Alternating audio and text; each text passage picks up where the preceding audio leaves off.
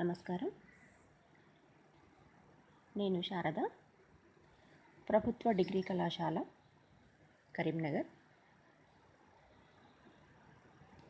ఈరోజు డిగ్రీ విద్యార్థులకు తెలుగు పాఠ్యాంశము గురుదక్షిణ. కవి అంబటి లక్ష్మీ నరసింహరాజు గారు. కావ్యము విజయ విజయం. కవి పరిచయ విశేషాలను మనము ఇదివరకు తరగతిలోనే తెలుసుకోవడం జరిగింది.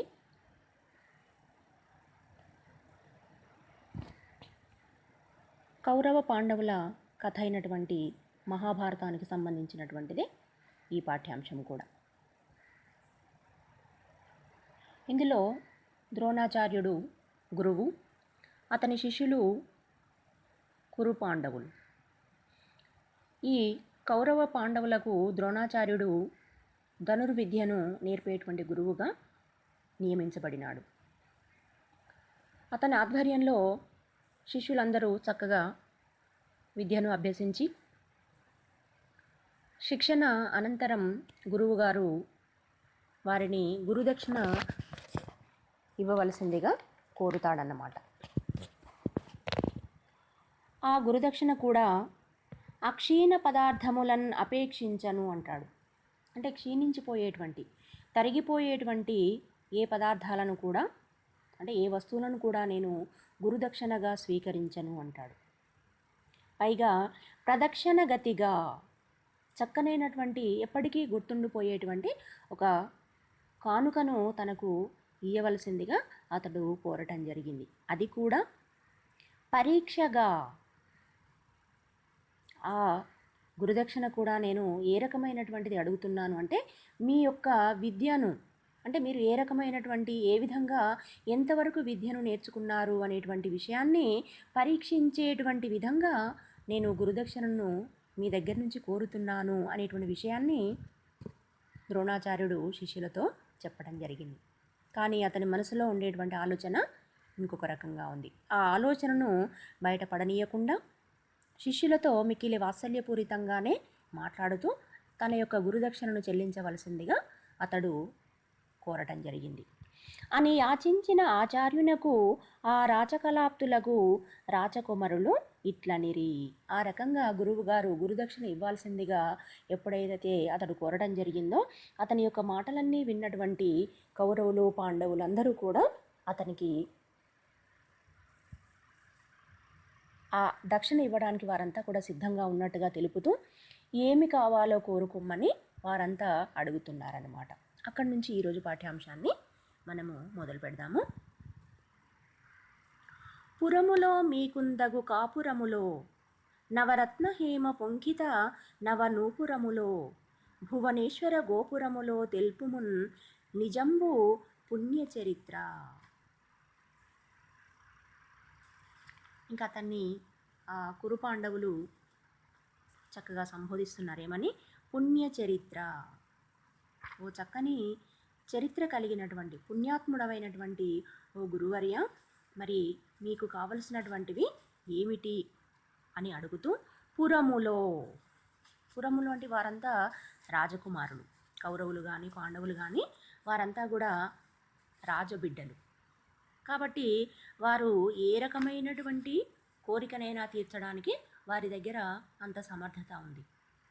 ధన రూపంలో కానీ, ధాన్య రూపంలో కానీ, ఇతరత్ర ఏ రకమైనటువంటివి అడిగినా కూడా ఇవ్వదగినటువంటి గొప్ప ధనవంతులు అన్నమాట వాళ్ళు. అందుకని అతన్ని ఏం కావాలో కోరుకోమని చెబుతూ అడుగుతున్నారేమని, పురములో ఏవైనా పెద్ద పెద్ద నగరాలు కానీ పట్టణాలు కానీ కావాలా, మీకుంతగు కాపురములో, మీలాంటి గురువులు తర్వాత బ్రాహ్మణులు కాపురము చేయదగినటువంటి, అంటే నివసించడానికి అనుకూలమైనటువంటి భవనాలు ఏమైనా కావాలా. నవరత్న హేమ పొంకిత నవనూపురములో, నవరత్నాలు 9 రకాలైనటువంటి రత్నాలు ఉన్నాయనేసి మనకు తెలుసు. ముత్యాలు, రత్నాలు, మణులు, మాణిక్యాలు, పగడాలు కదా, ఈ రకమైనటువంటి 9 రకాలైనటువంటి నవరత్నాలు పొదిగినటువంటి హేమ పొంకితము, బంగారముతో తయారు చేసినటువంటి ఆ బంగారం ఏదైనా ఒక ఆభరణం తయారు చేసినప్పుడు అక్కడక్కడ చక్కగా పొదగబడినటువంటి ఇందాక చెప్పుకున్నటువంటి నవరత్నాలు ఏవైతే ఉన్నాయో అవన్నీ బంగారంతో పాటుగా ఆ ఆభరణంలో చక్కగా పొదగబడి ఎంతో అందంగా తయారు చేయబడినటువంటి నూపురములో ఒక రకమైనటువంటి ఆభరణం అన్నమాట అది.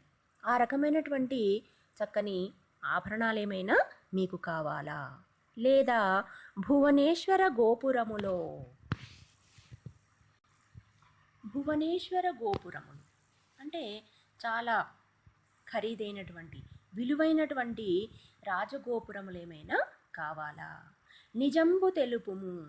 మీరేమీ సంకోచపడకుండా అనుమానపడకుండా మాకు తెలియజేయండి, మీకు ఏది కావాలో వాటిని మేము తెచ్చి ఇవ్వడానికి సిద్ధంగా ఉన్నాము అని ఆ పాండవులు కౌరవులు గురువు ద్రోణాచార్యులకు తెలపడం జరిగింది. పురములో భువనేశ్వర గోపురములో అట్లా మీకు ఏది అవసరమో అది మాకు తెలియచెప్పండి, వెంటనే తీరుస్తాము అన్నారు వాళ్ళు. పురములో మీకుందగు కాపురములో నవరత్న హేమ పుంఖిత నవనూపురములో భువనేశ్వర గోపురములో తెలుపుమున్ నిజంబు పుణ్యచరిత్ర. ఏమాత్రము సందేహపడకుండా ఇందాక చెప్పినటువంటి ఏవి కావాలో, పట్టణాలు కావాలా, లేదా నివాసయోగ్యమైనటువంటి భవనాలు కావాలా, లేదా నవరత్నములతో చక్కగా నిండైనటువంటి బంగారు ఆభరణాలు కావాలా, లేదా రాజగోపురములు కావాలా?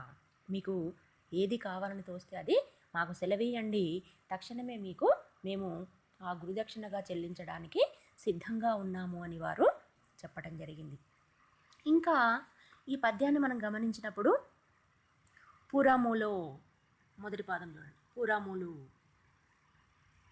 గోపురములు, కాపురములు, నూపురములు, ఈ పదాలలో మనకు పురము పురము పురము పురము అనేటువంటి ఒకే రకమైనటువంటి హల్లులు కలిగినటువంటి పదాలు మనకి ఇక్కడ కనబడుతున్నాయి. అంటే ఒక పాదంలో కానీ ఒక వాక్యంలో కానీ ఒకే అక్షరము మళ్ళీ మళ్ళీ రావటము అనేటువంటిది జరిగితే అది ఒక రకమైనటువంటి శబ్దాలంకారంగా చెప్పుకుంటాం. మరి ఇక్కడ ఒక అక్షరం కాదు, పురము పురము పురము అనేటువంటి 3 అక్షరాలు కలిగినటువంటి ఒక పదము మళ్ళీ మళ్ళీ మళ్ళీ మళ్ళీ రావటం అనేటువంటిది జరిగింది. ఈ రకమైనటువంటి అలంకారాన్ని ఏమంటాము అంటే వృత్యానుప్రాసము అంటారు. ఒక అక్షరము కానీ ఒక అక్షరానికి మించినటువంటి అక్షరాల యొక్క పద సముదాయము వెంటనే కానీ లేదంటే పాదంలో అక్కడక్కడ కానీ వచ్చేటువంటి ఆ అలంకారాన్ని వస్తూ ఆ పాదానికి ఆ పద్యానికి అందాన్ని కలిగించేటువంటి విషయాన్ని మనము వృత్యానుప్రాస అలంకారంగా చెప్పుకుంటాం. మనకి పద్యంలో వృత్యానుప్రాస అనేటువంటి అలంకారము కనబడుతున్నది. తర్వాత పద్యము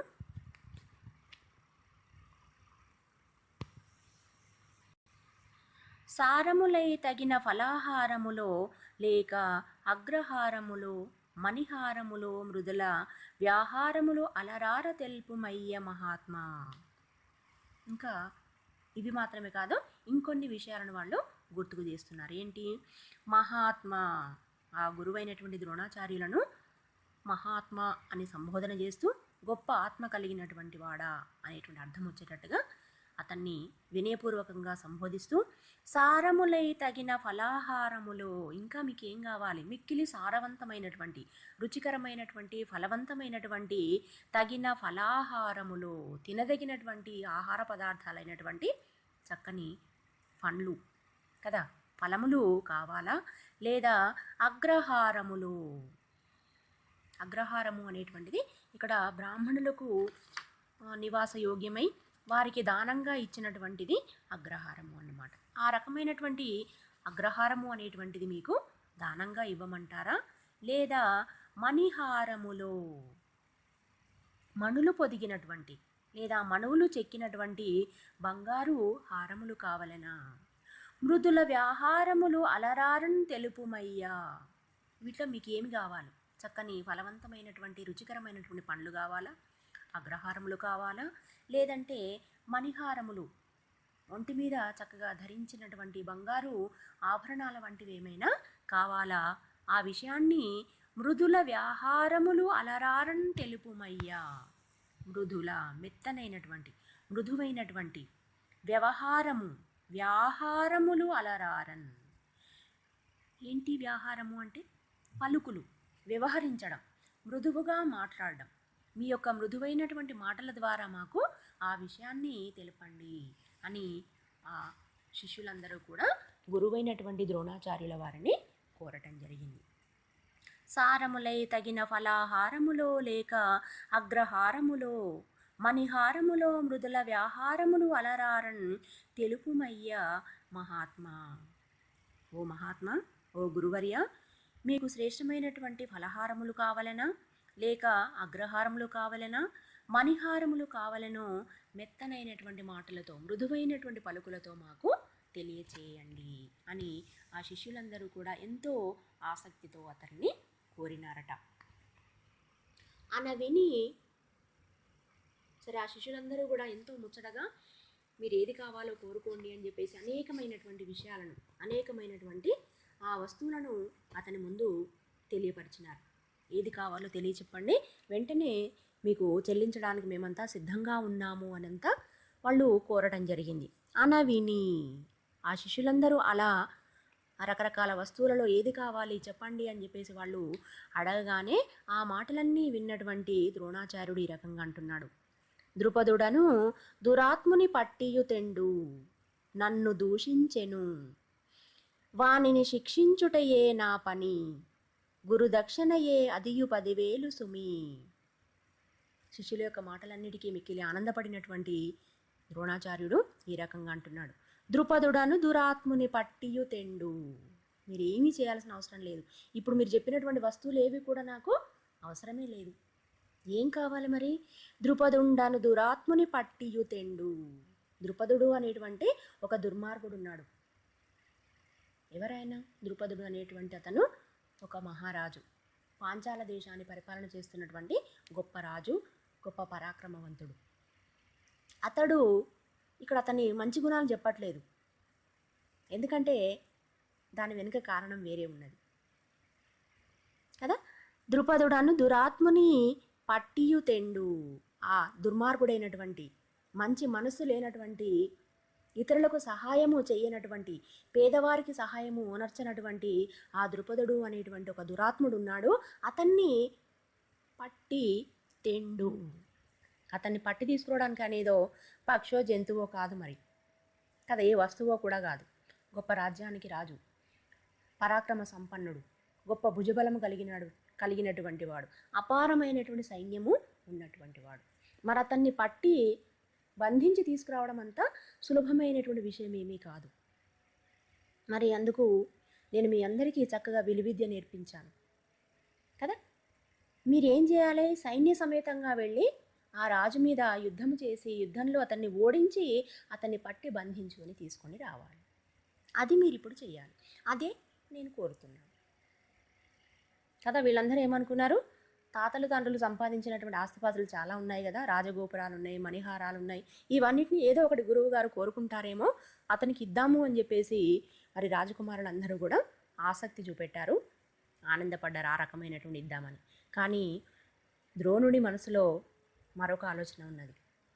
కానీ పైకి మాత్రము కేవలం మీ యొక్క విద్యను నేను పరీక్షించాలనుకుంటున్నాము, మీ యొక్క నైపుణ్యం అంటే నా దగ్గర మీరు ఎంతవరకు విద్యను నేర్చుకున్నారో ఆ విషయాన్ని తెలుసుకోవాలి అని అనుకుంటున్నాను, దానికి తగినటువంటిదే మీరు నాకు గురుదక్షిణగా చెల్లించాలి అన్నాడు మొదట్లోనే. ఇప్పుడు ఆ విషయాన్ని బయట పెడుతున్నాడు. ద్రుపదుడను దురాత్మని పట్టియు తెండు. అతన్ని పట్టి బంధించి తీసుకొని నా ముందు పెట్టాలి. ఎందుకని? నన్ను దూషించెను. ఒకానొక సమయంలో కడు పేదరికంలో నేను మగ్గిపోతున్నప్పుడు, భార్యాపిల్లలను పోషించుకోలేనటువంటి పరిస్థితుల్లో నేను అతని దగ్గరికి వెళ్ళి సహాయం కోరినాను.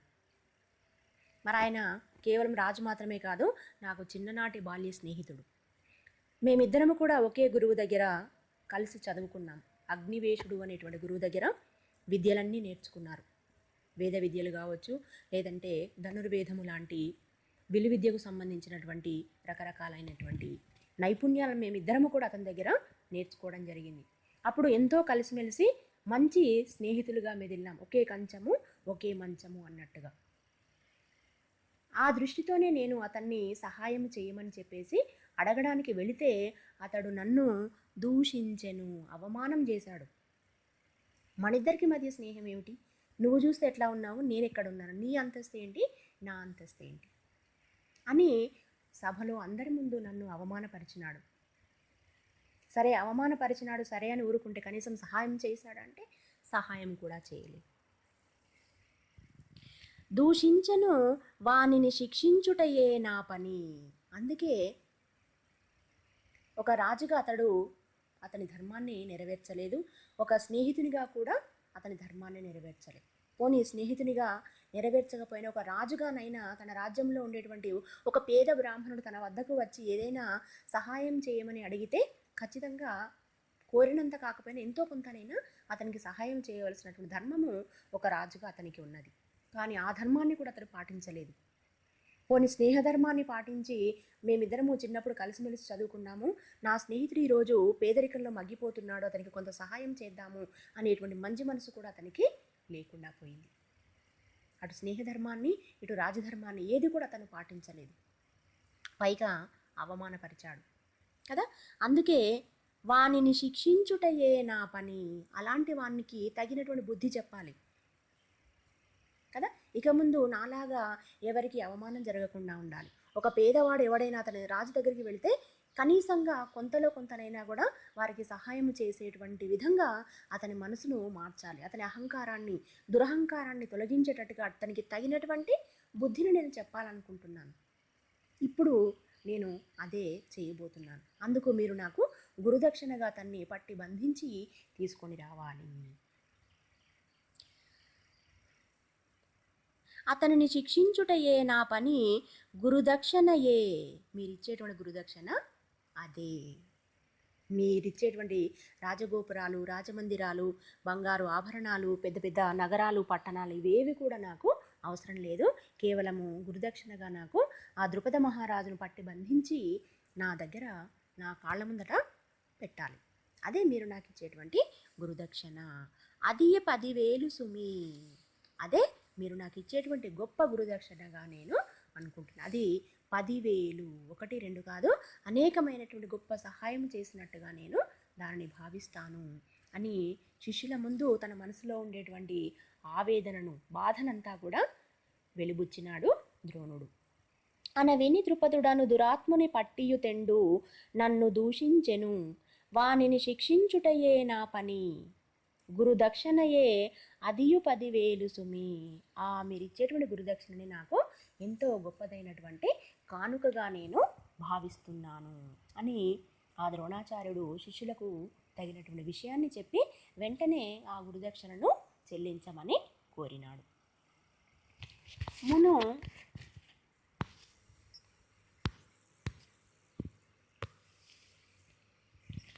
మును మీ చెంతకు రాకమున్న అతనిన్ మోమాటతో వేడపోయిన వేళన్ మదభీష్టమీక ఎదుటన్ హీనోక్తులన్ పలుకుచున్ దన గర్వంబున కన్నుగానక ననున్ ద్వారంబుదాకన్ వెడల్చెను.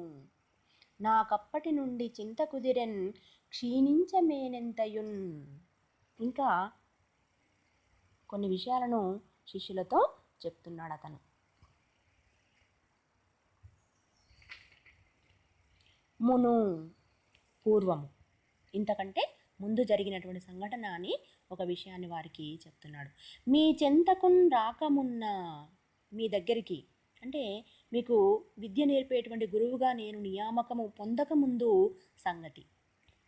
అతనిన్ మోమాటతోన్ వేడం పోయిన వేళన్. ఇక్కడ అతడు అంటే ఎవరు అంటే ఇప్పటిదాకా ద్రుపద మహారాజుని గురించి చెప్తున్నాడు కాబట్టి అతనికి సంబంధించినటువంటి అంశం అన్నమాట. అతనిన్, ఆ ద్రుపదుణ్ణి మోమాటతోన్ వేడబోయిన వేళన్. కుటుంబ పోషణ కూడా ఎంతో భారమైపోయింది. కనీసం కన్న కొడుకు ద్రోణాచార్యుని యొక్క కొడుకు అశ్వత్థామ, అతనికి తగినటువంటి కడుపు నిండా ఒక్కొక్క బిడ్డకు కడుపు నిండా తిండి పెట్టడానికి కూడా లేనటువంటి గొప్ప దరిద్రాన్ని అతడు అనుభవిస్తున్నాడు, గొప్ప పేదరికంలో ఉన్నాడు అతను. అందుకని భార్య ప్రేరణతో అతడు ద్రుపదుని దగ్గరికి వెళ్ళాడట.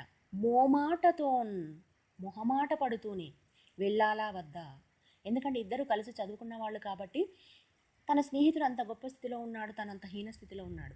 అందుకని అతని దగ్గరికి వెళ్ళడానికి మొహం చెల్లలేదన్నమాట.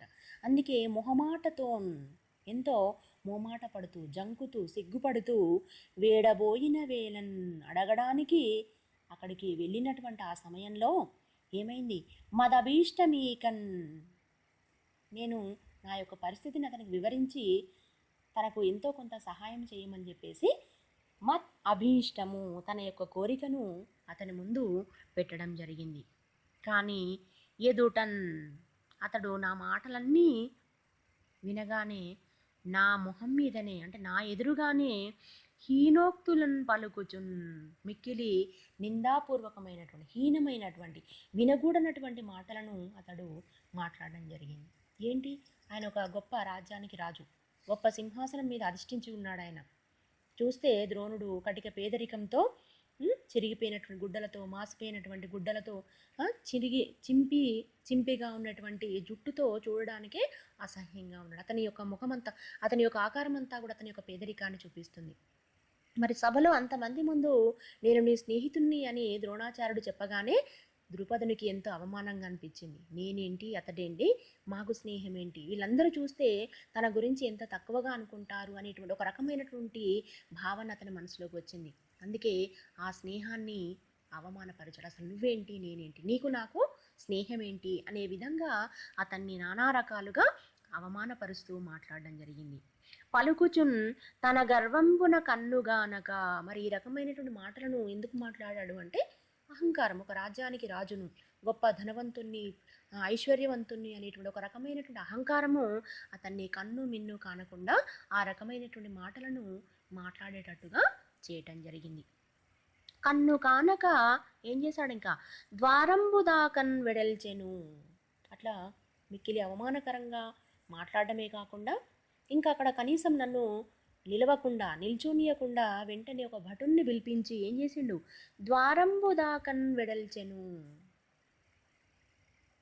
ద్వారం దగ్గర దాకా నెట్టి వేయించాడు. ఇక్కడి నుంచి ఈ పేద బ్రాహ్మణుని ఇక్కడి నుంచి తీసుకొని పోండి, ఈడ్చుకొని పోండి అని చెప్పేసి భటుని చేత నన్ను ఆ ద్వారం బయటి దాకా గెంటి వేయించడం కూడా చేసినాడు. నాకు అప్పటి నుండి చింత కుదిరెన్, అట్లా అంతమంది ముందు తన స్నేహితుడైనటువంటి ద్రుపదుడు ఆ రకంగా అవమానపరచడము, ద్వారం దాకా గెంటి వేయించడం, ఇదంతా కూడా నా మనసులో మిక్కిలి బాధను కలిగించింది. అప్పటి నుండి, ఎప్పుడైతే తనను అవమానపరిచాడో ఆ రోజు నుంచి చింత కుదిరెన్, నా మనసంతా కూడా మిక్కిలి చింతతో, విచారంతో నిండిపోయి ఉన్నది. ఎంతయున్ మేను క్షీణించెన్, ఎందుకంటే మనోవ్యాధకు మందు లేదు. ఒక బాధ అతని మనసును తొలిచివేస్తూ ఉంటే కడుపు నిండా తిండి తినబుద్ధి కాదు, కంటి నిండా నిద్ర రాదు. అటువంటి పరిస్థితిలో మరి ఒక వ్యక్తి దృఢంగా సంపూర్ణ ఆరోగ్యంగా ఉండాలంటే కడుపు నిండా తిండి ఉండాలి, కంటి నిండా నిద్ర ఉండాలి, మనసు ప్రశాంతంగా ఉండాలి. కానీ మరి మనసులో విచారము కలిగి ఉన్నటువంటి ద్రోణునికి మిగతా రెండు కూడా లేవు. కడుపు నిండా తిండి ఉన్నా కూడా తినబుద్ధి కావటం లేదు, మనసంతా విచారంగా ఉంది, కంటి నిండా నిద్ర లేదు. ఎట్లా ఆ ద్రుపదునికి తగినటువంటి బుద్ధి చెప్పాలి, తన అవమానానికి ప్రతీకారము ఎట్లా తీర్చుకోవాలి అనేటువంటిదే అతని మనసులో ఎప్పుడూ తొలుస్తూ ఉన్నదన్నమాట. అందుకే మనసంతా కూడా మిక్కిలి బాధతో నిండిపోవడమే కాకుండా శరీరం అంతా క్షీణించిపోయింది, ఆరోగ్యం అనేటువంటిది క్షీణించడం జరిగింది అని, మనోవ్యధకు మందు లేదు అనేటువంటి విషయం ఇక్కడ మనకు ద్రోణుని మాటల వల్ల తెలుస్తున్నది. అంటే ఈ అవమానము అనేటువంటిది మరిచిపోదామన్నా కూడా మరిచిపోలేనటువంటి సంఘటన. ఎవరో అవమానం చేస్తే పర్వాలేదు, కానీ చిన్నప్పటి నుంచి కలిసిమెలిసి ఒకటే ఒక్క ఇంటి అన్నదమ్ములాగాను అక్క చెల్లెలలాగాను కలిసి ఉన్నటువంటి ఆ స్నేహితులు ఈరోజు ధనము అనేటువంటి అహంకారంతో కన్ను మిన్ను కానక స్నేహధర్మాన్ని విస్మరించి ఆ రకంగా అవమానపరచడం అనేటువంటిది ద్రోణునికి మింగుడు పడలేదన్నమాట. ఆ అవమానాన్ని అతను తట్టుకోలేకపోయిండు. అందుకే అతనికి తగినటువంటి ప్రాయశ్చిత్తము చేయాలి అనుకున్నాడు, తగిన బుద్ధి చెప్పాలి అనుకున్నాడు. అందుకే తన శిష్యుల ద్వారా ఆ రకమైనటువంటి కోరికను కోరినట్టుగా తెలుస్తున్నది. మును మీ చెంతకు రాకమున్న మొ అతనిన్ మోమాటతో వేడన్ పోయిన వేలన్ మద్ అభీష్టమీక ఎదుటన్ హీనోక్తులన్ పలుకుచున్ తన గర్వంబున కన్నుగానక ననున్ ద్వారంబుదాకన్ వెడల్చెను నాకప్పటి నుండి చింత కుదిరెన్ క్షీణించెమేనెంతయున్.